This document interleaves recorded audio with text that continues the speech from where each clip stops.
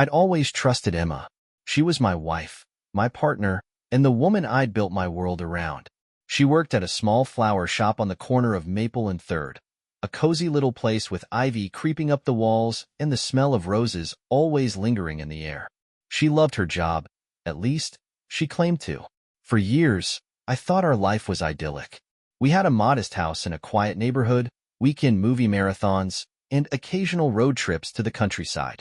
Emma was the kind of woman who lit up every room she entered, and I considered myself the luckiest man alive to be married to her. But cracks started forming a few months ago. At first, it was subtle. Late nights at the shop, vague mentions of inventory problems or last-minute deliveries.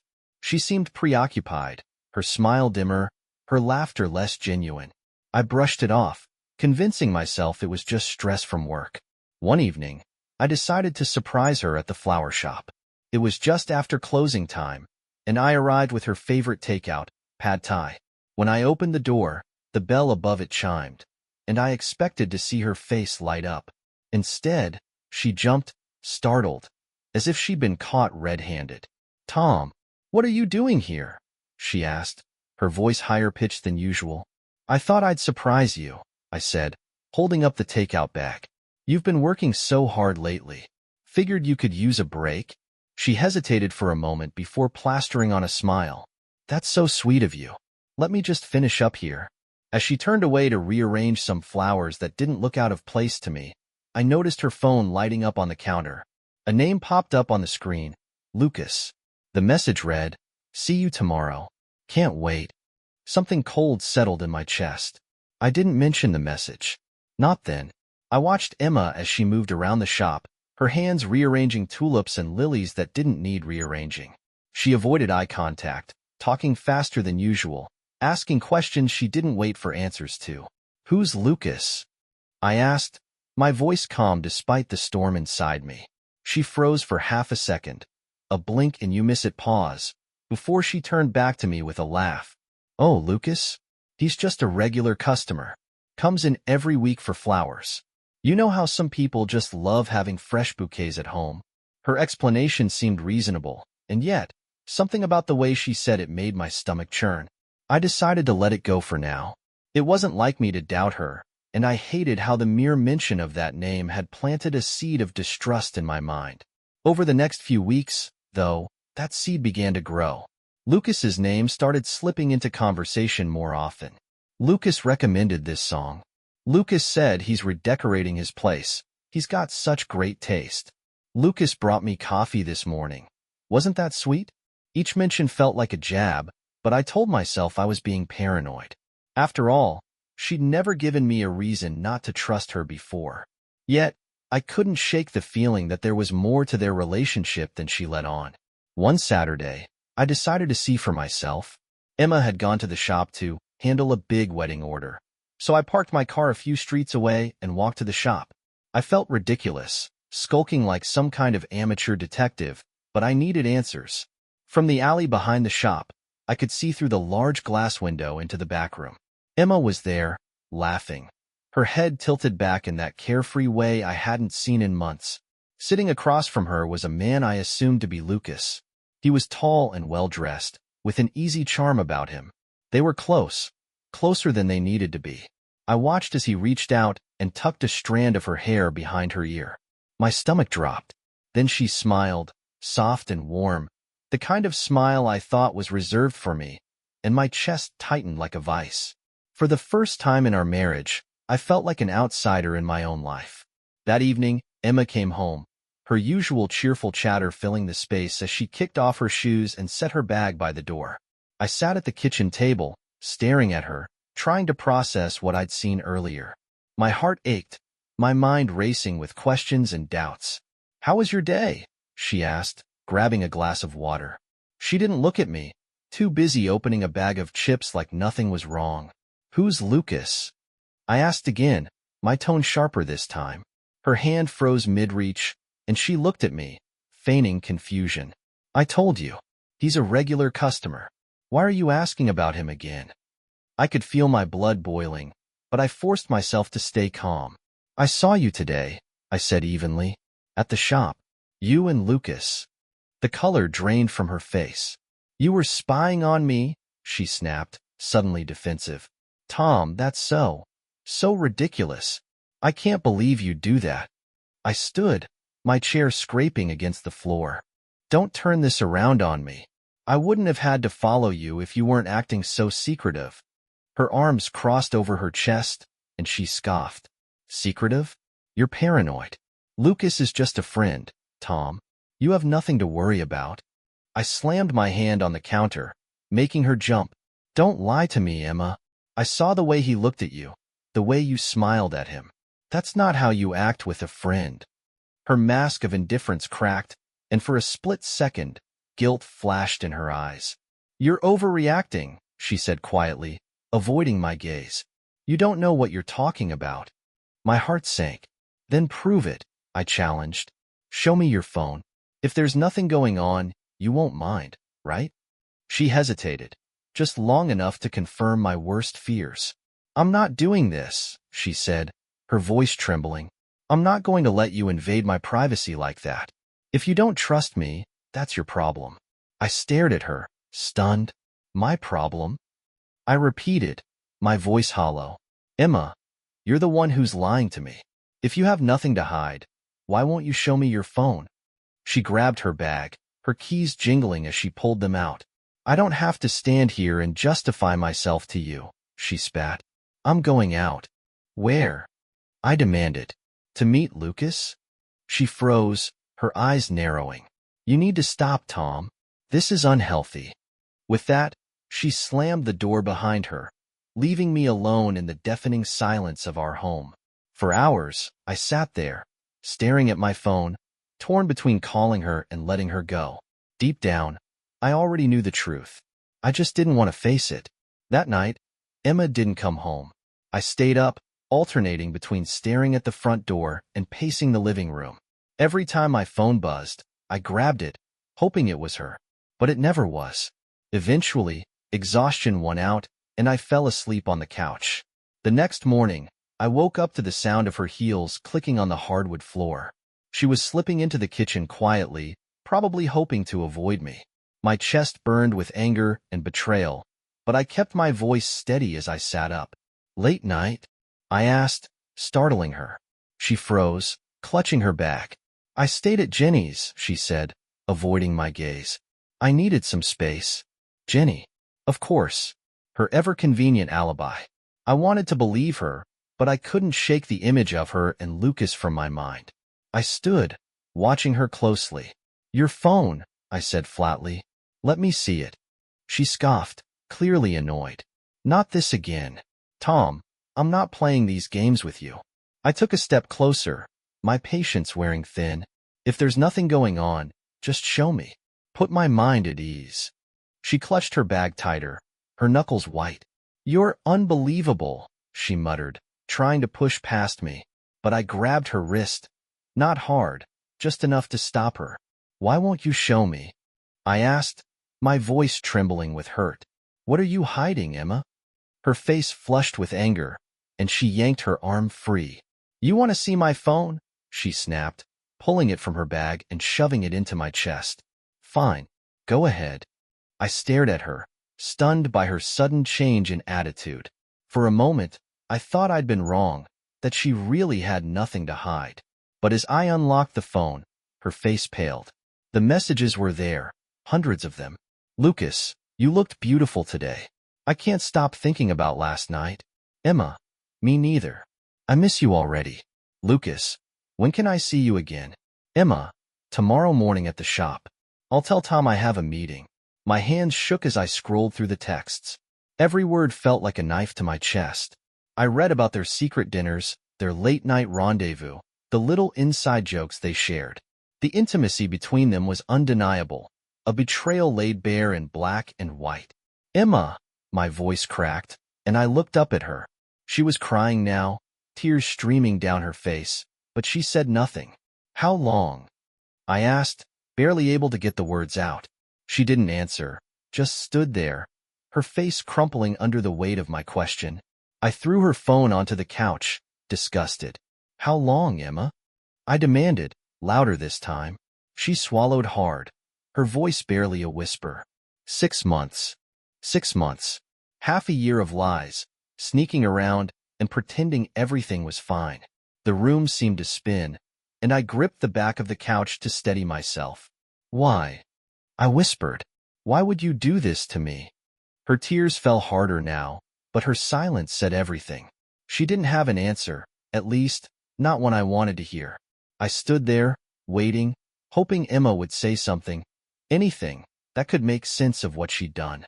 But she just stood frozen, her tear-streaked face a mix of guilt and shame. Say something. I finally snapped, my voice echoing through the room. Tell me why. Was I not enough for you?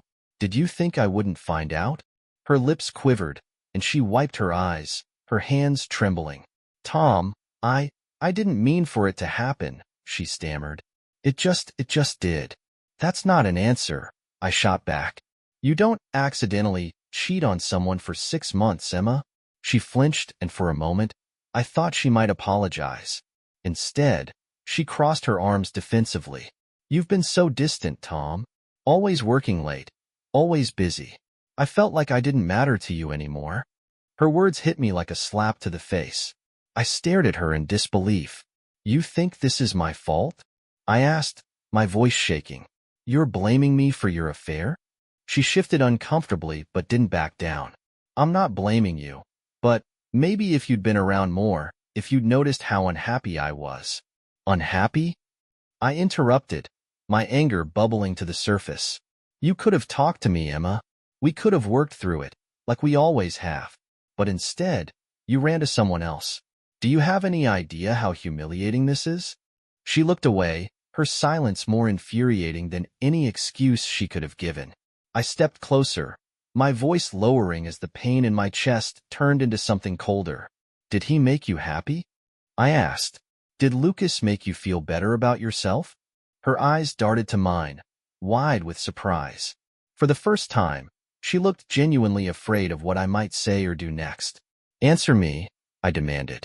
I don't know, she whispered, her voice barely audible. It wasn't about that. Then what was it about? I pressed, my hands balling into fists at my sides. What does he have that I don't? She opened her mouth to respond but quickly closed it again, as if the truth was too awful to say out loud. I laughed bitterly, shaking my head. Of course. You don't even know why you did it, do you? Her tears started again, but I didn't care. Not anymore. Emma, I gave you everything, I said, my voice cracking. I trusted you. I loved you. And this is how you repay me? Her sobs filled the silence, but I couldn't find any sympathy for her anymore. The woman I thought I knew, the woman I thought I could trust with my life, had betrayed me in the worst possible way. I'm done, I said finally, my voice hollow. I can't do this anymore. Her head snapped up, panic flashing in her eyes. Tom, wait, don't say that. We can fix this. We can go to counseling or... Counseling? I interrupted, my voice rising. You think a few therapy sessions are going to fix 6 months of lies? You think I'm just going to forget everything I saw and read? She stepped closer, reaching for my hand, but I pulled away. Please, Tom, she begged. I still love you. I made a mistake, but it doesn't mean I don't love you. I stared at her, my heart shattering all over again.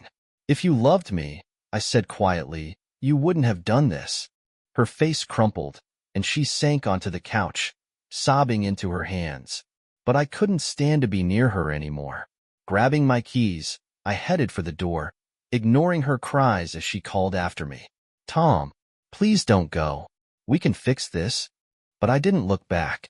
I slammed the door behind me, leaving her and the life we'd built together in the silence of a home that no longer felt like mine. The drive gave me little clarity. My mind was a whirlwind of anger, sadness, and betrayal. Each mile blurred into the next as I replayed Emma's words in my head, dissecting them for meaning, for something I might have missed. But no matter how many times I turned them over, the same conclusion stared back at me. I had been a fool. I pulled into the parking lot of a nearby park, a place Emma and I used to visit when we first started dating.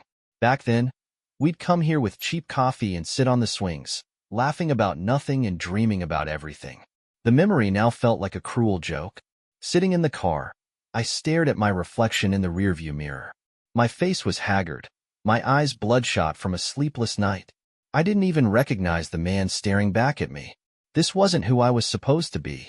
I had spent years building a stable life, working tirelessly to provide for Emma and us. And now it was gone, but not without a fight. A thought began to form in the back of my mind, a cold, calculated idea that hardened my resolve. Emma had made her choices, and now I would make mine. If she thought she could betray me and walk away unscathed, she was wrong. I wasn't going to stoop to her level, but I wasn't going to let her win either. I grabbed my phone and called the one person I could trust with this mess, Mark, my best friend since college. He picked up after a few rings, his voice groggy. "Tom? What's up, man? It's early. I need your help," I said, skipping the pleasantries. "Something's happened with Emma." There was a pause on the other end before his tone shifted. "What did she do?" "She's been cheating on me," I said bluntly. "For 6 months.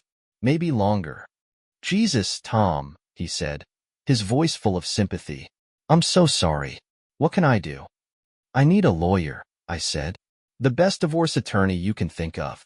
Someone who won't just get me out of this, but will make sure she doesn't get a dime more than she deserves." Mark exhaled sharply. "You're sure about this? No second chances?" "There's nothing to save," I said, my voice colder than I expected.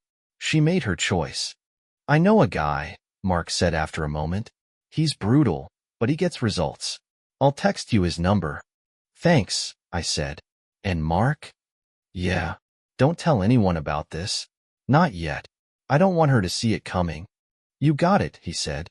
"Call me if you need anything." After hanging up, I sat in silence, staring out at the empty playground. The sun was rising now, casting a warm glow over the park, but it brought no comfort. My mind was already working, piecing together the next steps. I would gather evidence, build my case, and take back control of my life. She had stolen enough from me, my trust, my love, my peace of mind. I wouldn't let her take anything else. By the time I started the car and headed home, my anger had settled into a quiet, determined focus. This wasn't over, not by a long shot. When I got back home, Emma was gone. Her keys weren't on the counter, her purse wasn't in its usual spot, and her car was missing from the driveway. For a moment, I wondered if she'd left for good, but then I spotted her favorite sweater draped over the back of the couch. No, she'd be back. The emptiness of the house weighed heavily on me, but I couldn't let it distract me. I had a plan to set into motion, and I wasn't going to waste another second. I grabbed my laptop from the study and set it up on the kitchen table, the faint hum of the device breaking the silence. The first thing I did was search for the divorce attorney Mark had recommended. His name was Richard McAllister, and his reputation was as ruthless as it came. His reviews were glowing. If you were the one hiring him, if you were on the other side of the table, his name seemed to inspire dread. Perfect. I called his office, and his assistant picked up after a few rings. "McAllister Law, how can I help you?" "I need to schedule a consultation with Mr. McAllister," I said, my voice steady.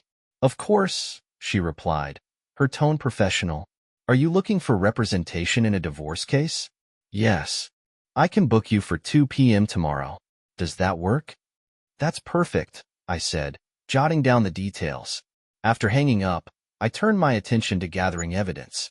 Emma had handed me her phone in a moment of panic, and although she'd snatched it back later, I'd seen enough to know where to start.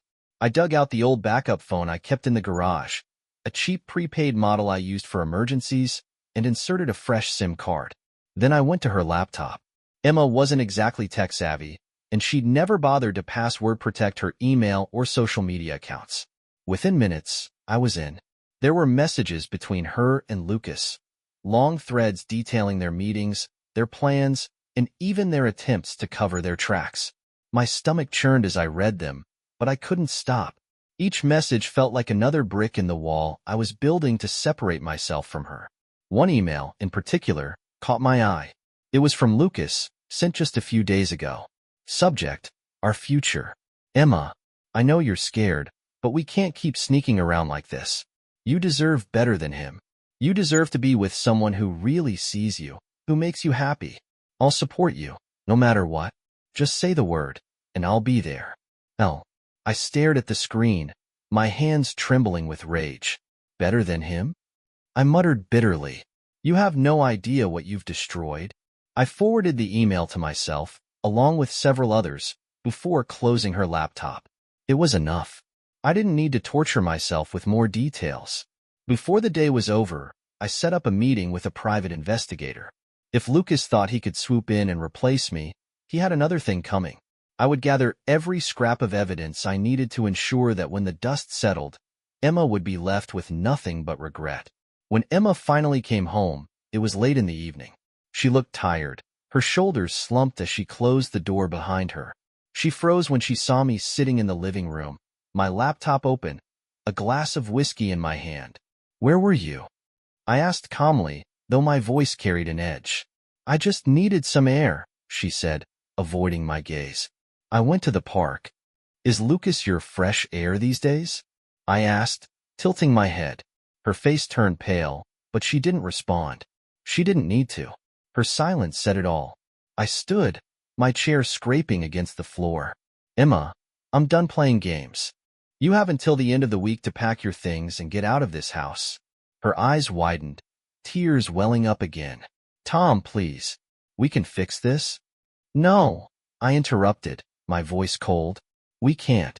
I've already contacted a lawyer. This is over. Her tears fell freely now, but I didn't care. I turned and walked upstairs, leaving her standing alone in the living room, the sound of her sobs following me like a haunting echo. The next morning, I sat in a cramped office on the edge of town, across from a man who looked like he'd stepped out of an old noir film. His name was Martin Kane, a seasoned private investigator with a reputation for discretion and results. His salt and pepper hair and sharp suit gave him an air of authority, and his steely eyes met mine as I explained the situation. So, your wife's been seeing this guy for 6 months? He asked, jotting notes into a leather-bound notebook. At least 6 months, I replied. It might have started earlier, but that's how long I know for sure. Kane nodded, leaning back in his chair. And you want me to gather evidence? Photos, videos, anything concrete? Exactly, I said. I don't just want proof for the divorce.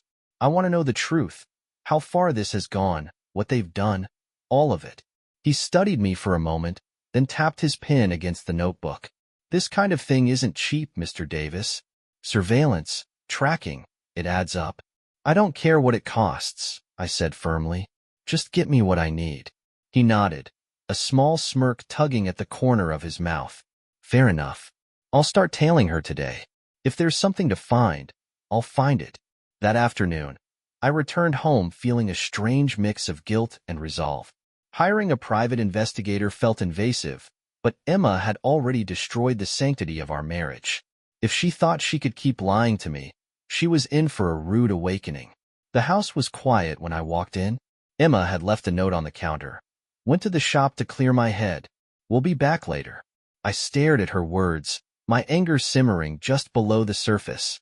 She was still acting like this was some minor argument we could work through, like she hadn't shattered my trust, my heart, and the life we'd built together. I crumpled the note and tossed it into the trash. A few days later, Kane called me with an update. We've got something, he said. You're going to want to see this. We met at his office, where he had a stack of photos and a flash drive waiting for me. My stomach churned as I flipped through the images. There was Emma, smiling as Lucas held her hand across a cafe table. Another showed them walking through the park, his arm draped casually around her shoulders. But the one that hit hardest was taken just the night before. The two of them kissing outside the flower shop, completely oblivious to the world around them. This is everything we've gathered so far, Kane said, sliding the flash drive across the desk. There's video footage too. It's clear they're more than just friends. I nodded, unable to tear my eyes away from the photos. Thanks, Kane. You've done good work. Glad to help, he said. Let me know if you need anything else. That night, I sat in the darkened living room. The images spread out before me like pieces of a puzzle. Each one was a reminder of Emma's betrayal, a testament to how far she'd fallen from the woman I thought I knew. When Emma walked through the door, I didn't bother hiding them. Her eyes widened when she saw the photos scattered across the coffee table. "What is this?" she asked, her voice trembling. "Evidence," I said coldly, "in case you thought I didn't know the full story." Her gaze darted between me and the photos, panic etched on her face. "Tom, Don't bother," I interrupted. "I've seen enough." She sank onto the couch, her hands covering her face as she began to sob. "It wasn't supposed to happen like this," she choked out. "I didn't mean to hurt you." "But you did," I said, my voice steady despite the fire burning in my chest. "And now, you're going to face the consequences." Her sobs grew louder, but I felt nothing. The love I once had for her had been replaced by something colder, harder, a resolve to take back my life and leave her with nothing but regret. The following week, I met with Richard McAllister, the divorce attorney Mark had recommended.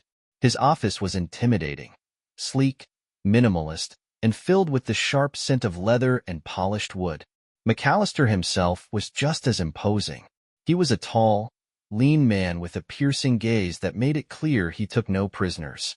"I've reviewed the evidence you provided," McAllister said, flipping through the photos and messages I'd given him. "Your wife doesn't stand a chance if this goes to court." "That's exactly what I want," I said, leaning forward. "I don't just want a clean break. I want to make sure she regrets this."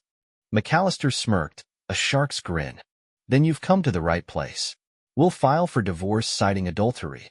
Given the evidence and your financial contributions to the marriage, I can argue for a settlement that leaves her with almost nothing." He paused, his eyes narrowing. "Does she know about the prenup?" "She signed it when we got married," I said, "but I doubt she remembers the details." "Good," McAllister said, nodding. "That prenup is ironclad. She won't touch your savings, retirement, or the house. The only thing she might get is her car, and that's being generous." I felt a grim satisfaction settle over me. "Do it," I said. "File the papers." 2 days later, the divorce papers were served to Emma while she was at the flower shop. I received a flurry of texts and missed calls from her within the hour, each one more frantic than the last. I ignored them all. When I got home that evening, she was waiting for me. Her face was pale, her hands clutching the papers like they might burn her. "Tom, what is this?" she asked, her voice shaky. "It's exactly what it looks like," I said coldly. "We're done, Emma." Her eyes filled with tears, and she stepped closer. "Please, don't do this. We can work through it. I'll end things with Lucas. I already have. Just give me a chance." I laughed bitterly. "A chance? Like the one you gave me while you were sneaking around for 6 months? You destroyed this marriage, Emma. There's no coming back from that." She sank onto the couch, the papers trembling in her hands. "I never wanted it to end like this," she whispered. "Neither did I said. "But here we are." The next few weeks were a whirlwind of legal proceedings and uncomfortable encounters. Emma moved out of the house, taking only her clothes and a few personal items. Everything else stayed with me, just as McAllister had promised. Meanwhile, Lucas's life was falling apart too. His wife, Judy, had confronted him after receiving a call from me. She'd kicked him out of their home, and word of his affair spread through their small community like wildfire. His once thriving business took a hit as clients began distancing themselves from him. Emma tried to reach out a few times, sending me long, apologetic texts and emails. She claimed she missed me, that she wanted to fix things, but I deleted every message without reading them. She'd made her bed, and now she had to lie in it. Once the divorce was finalized, I felt an overwhelming sense of relief. For the first time in months, years even, I felt like I could breathe again. The house was mine, my savings were intact, and I was free from the weight of Emma's betrayal. I started focusing on myself, rediscovering hobbies I'd neglected during the marriage. I took up hiking, joined a gym, and reconnected with old friends. Slowly but surely, I began to rebuild my life. About 6 months after the divorce, I ran into Emma at a grocery store. She looked different, thinner, more tired. She spotted me near the produce aisle and hesitated before approaching. "Tom," she said softly, her voice tinged with sadness. "Hi." I nodded, keeping my expression neutral. "Emma." There was an awkward pause before she spoke again. How have you been?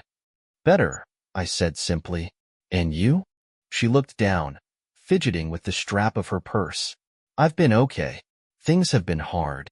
I didn't respond, waiting for her to say what she'd really come to say. I miss you, she admitted, her voice barely above a whisper. I know I don't deserve forgiveness, but I wish I could take it all back. I studied her for a moment, feeling no anger, no sadness, just pity. You can't take it back, Emma. What's done is done. Her eyes filled with tears, but I didn't stick around to watch her cry.